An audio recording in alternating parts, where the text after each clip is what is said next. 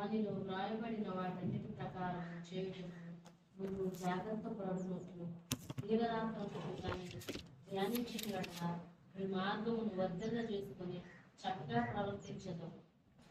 దేవుడి వాక్యం మన వెనుకలో దీవించుగాక. నీవు జాగ్రత్త పడినట్లు వాటన్నిటి ప్రకారం చేయుటకు నీవు జాగ్రత్త పడినట్లు దివారాత్రము దాన్ని ధ్యానించిన యెడల నీ మార్గమును వర్ధిల్ల చేసుకుని చక్కగా వర్ధిల్లడం. యెహోషువ వర్ధిల్లినవాడు. Joshua is a growing man from a disciple to the man of God. ఒక యవ్వన పరిచారకుడు యెహోషువ. మోషేకు పరిచారం చేయుచుండువాడు. తరువాత చిన్నగా మోషే నాయకత్వంలో, మోషే ఏలుబడిలో చిన్నగా ఎదుగుచు ఇప్పుడు ఏమైపోయాడు? వాగ్దాన దేశాన్ని స్వతంత్రింపజేసే ఒక పెద్ద భారం కలిగిన వాడైపోయాడు. క్రొత్త నిబంధనలో తిమోతిని గురించి కూడా మనం చూసినప్పుడు తిమోతి కూడా 3 దశల వారీగా అభివృద్ధి పొందినట్లుగా మనం చూస్తాం. అపోస్తల కార్యాలు 16వ అధ్యాయం 1వ వచనం. Timothy is a disciple. పౌలు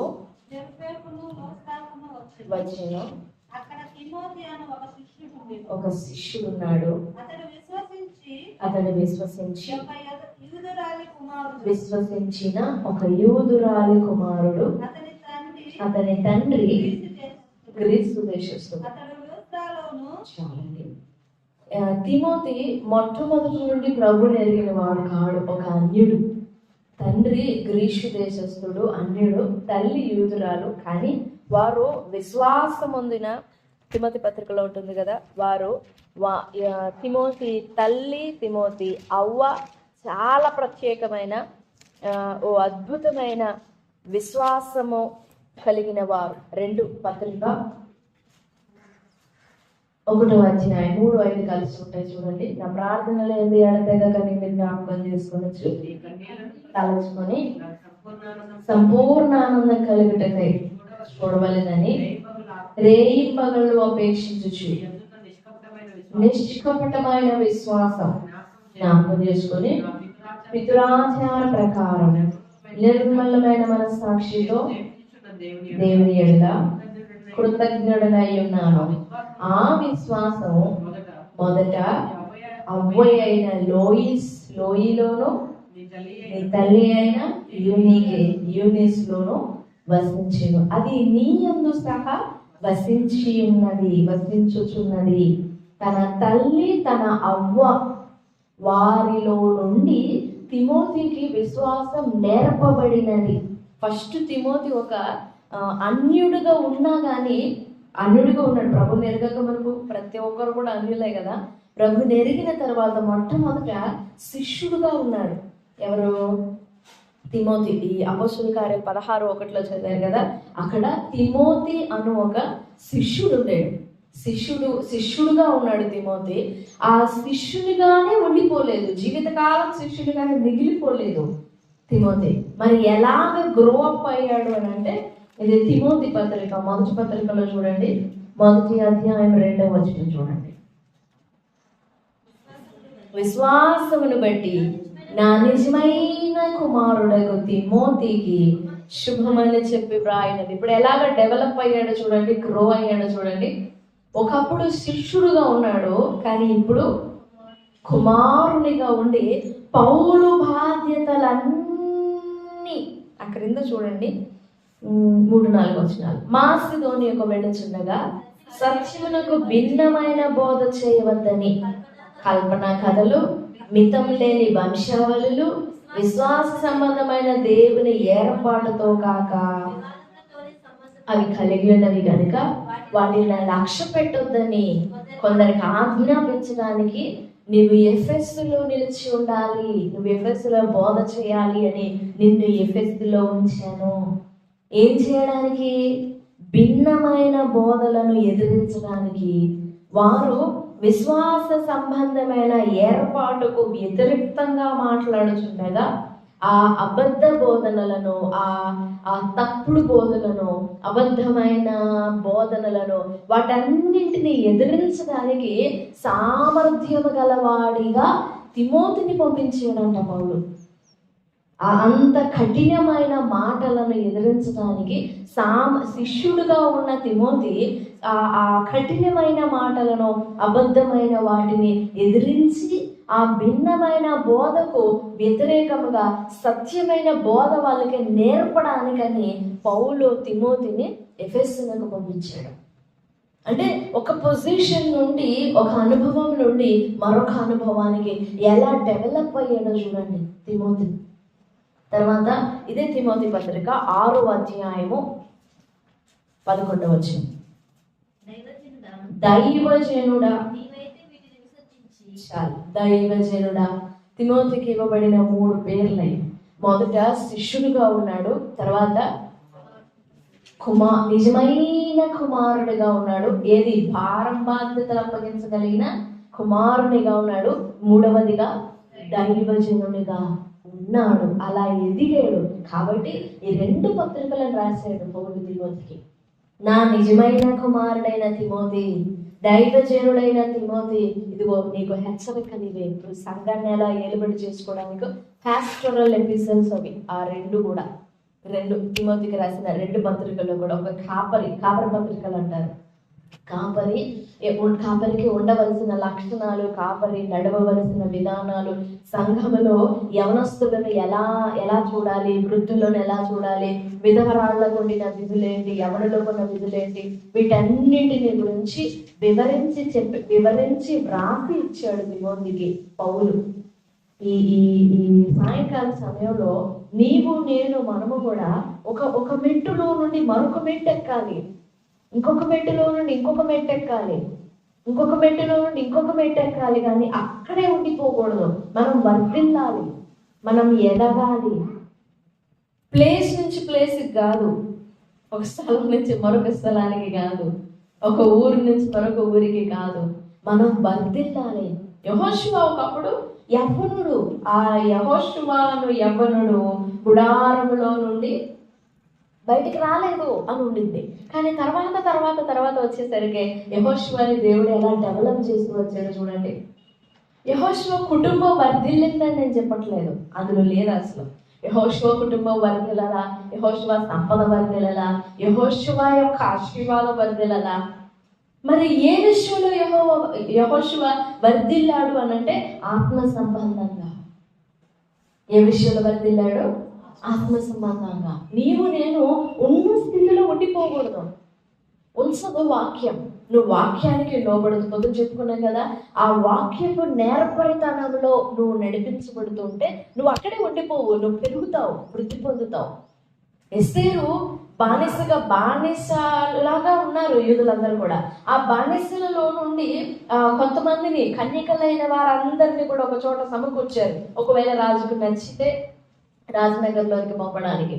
ఆ బానిసగా ఉండిన ఎస్తేరు రాజకోటలోనికి వచ్చింది. రాజకోటలో ఉన్న ఎస్తేరు రాజు నగరులోనికి పోయింది. రాజుకు భార్య అయినట్లుగా వెళ్ళింది. ఆ ఎస్తేరు ప్రోత్సాహాన్ని బట్టి నెహెమ్యా దేవుని పట్టణ ప్రాకారాలను కట్టడానికి వెళ్ళాడు. నెహెమ్యా గ్రంథంలో రాణి ఉంటుంది. ఆ రాణి ఈమె ఎస్తేరే. మాట చెప్పుకునేది ఏంటంటే, ఎస్తేరు ఒక పొజిషన్ నుంచి మరొక పొజిషన్ అంటే స్థానము అని కాదు, అక్కడ మనం వర్ధిల్లే విధానం అని.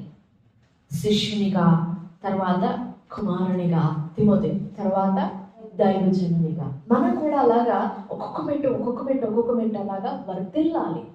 మనం ఆత్మలో వర్ధిల్లాలి. ఒకే స్థితిలో మనం ఉండకూడదు. మనం ఆత్మలో వర్ధిల్లాలి. యెహోషువ అలా వర్ధిల్లినవాడు.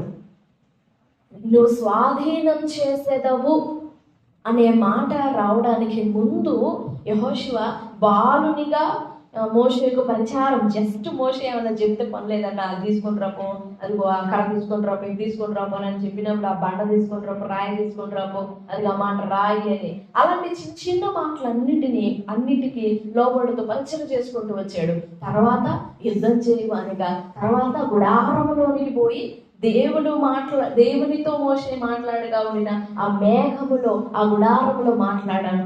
ఆ తర్వాత చిన్న చిన్నగా జ్ఞానాత్మపూర్ణునిగా, తర్వాత ఇశ్రాయేలీలందరినీ వాగ్దాన స్వతంత్రింప చేసేవానిగా డెవలప్ గ్రోత్ కనపడుతూ ఉండింది యెహోషువలో.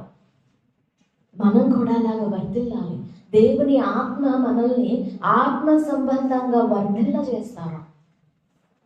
మనలో ఆ వర్ధిల్లడం కనపడాలి, మనలో ఆ ఎదుగుదల కనపడాలి. ప్రభు సన్నిధిలో వేడుకుందాం, దేవా నేను ఉన్న స్థితిలో నేను ఉండకూడదు.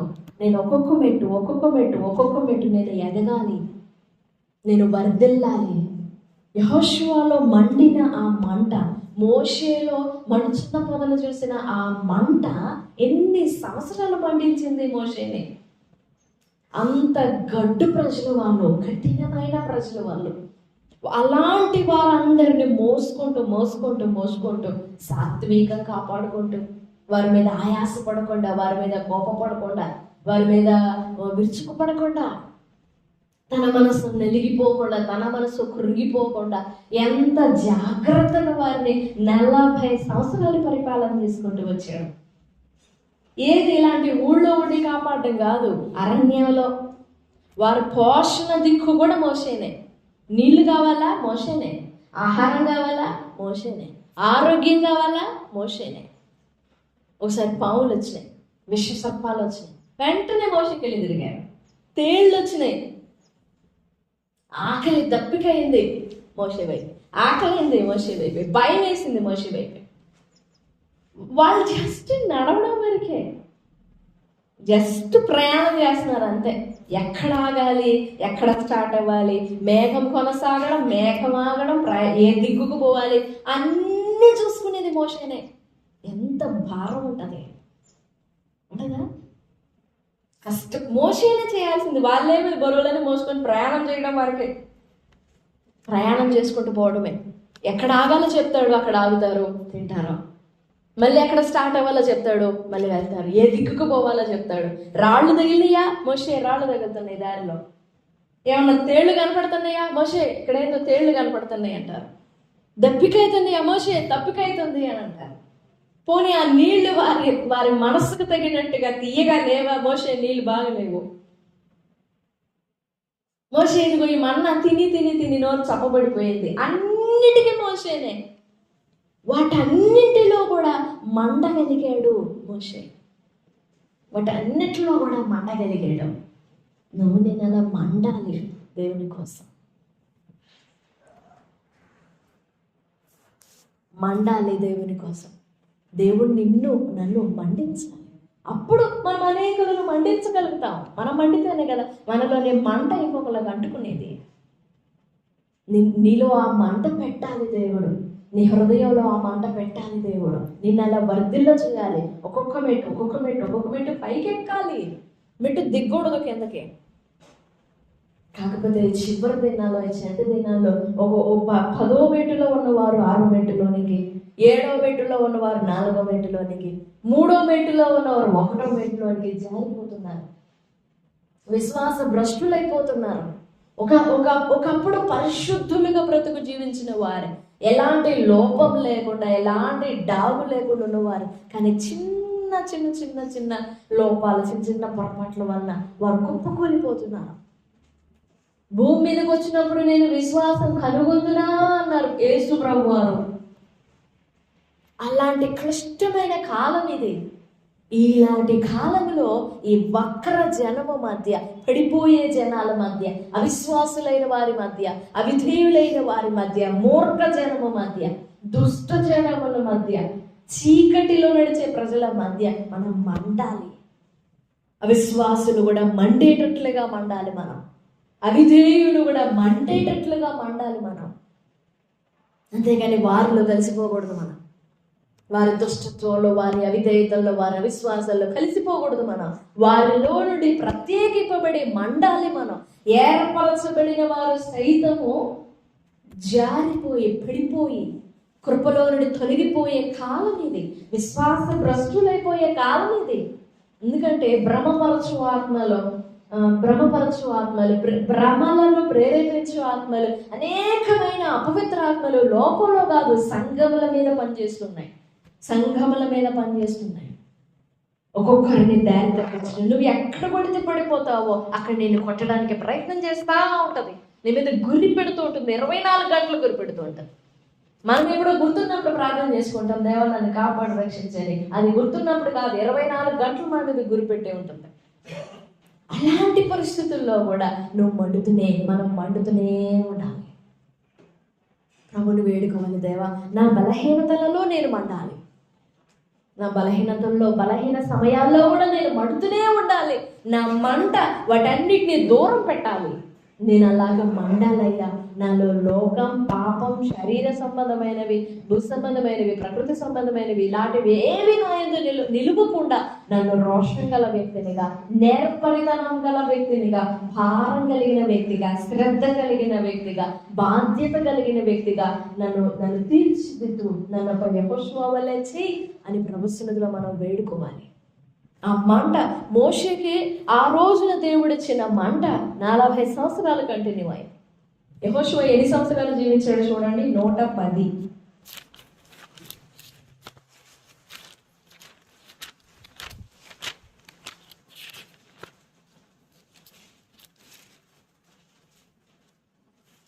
ఇరవై 29వ వచనం.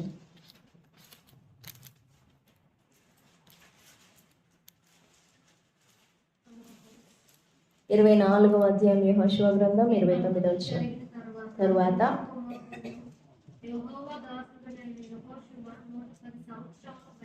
110 సంవత్సరముల వయస్సు గలవాడై అప్పటి వరకు విశ్వాసంలో కొనసాగుతున్నాడు. 24వ అధ్యాయం 14.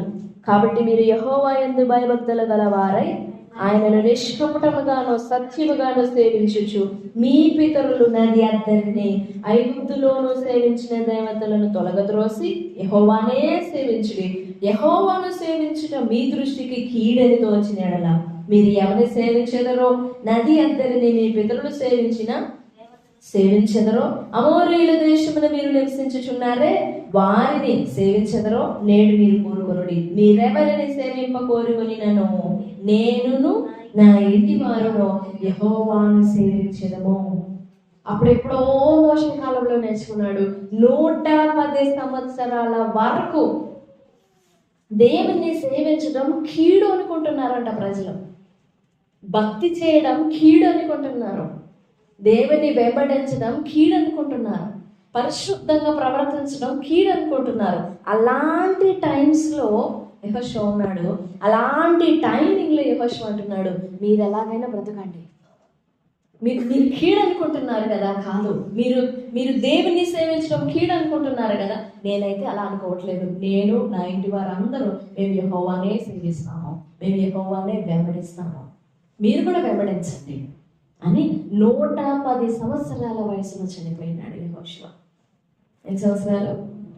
మోషే బ్రతికినది 120. యెహోషువ ఒక్క 10 తక్కువ, జస్ట్ 10 తక్కువ.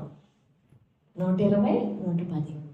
ఈ 110 సంవత్సరాలలో కూడా ఎక్కడ తన స్వార్థానికి బ్రతికిన వాడు కాదు, తన స్వచిత్తానికి బ్రతికిన వాడు కాదు, తన సొంత సుఖాల కొరకు బ్రతికిన వాడు కాడు. ఒక్కటే గురి, శ్రద్ధ. ప్రజలకు వాగ్దాన దేశం స్వతంత్రింప చేయడం, ప్రజలకు వాగ్దానం అందించడం.